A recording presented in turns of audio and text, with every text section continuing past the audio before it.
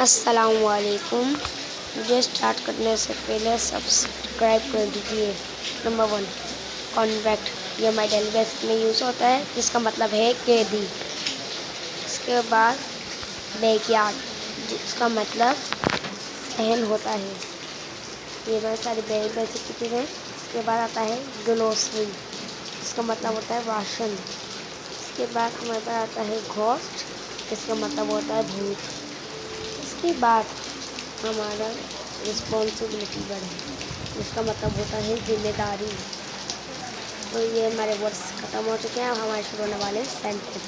تو ہمارا پہلا سینٹینس ہے آئی ڈونٹ لائک یو جس کا مطلب ہے مجھے آپ پسند نہیں ہیں. اس کے بعد ہمارا دوسرا سینٹینس شروع ہوتا ہے وہ ہے what do you think about me جس کا مطلب ہے آپ کا میرے بارے میں کیا خیال کرتے ہیں.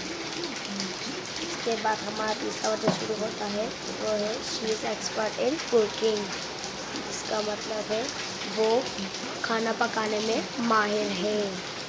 اس کے بعد جو ہمارا چوتھا سینٹینس ہے وہ ہے ڈڈ ہی کرائے جس کا مطلب ہے کیا وہ رویا تھا.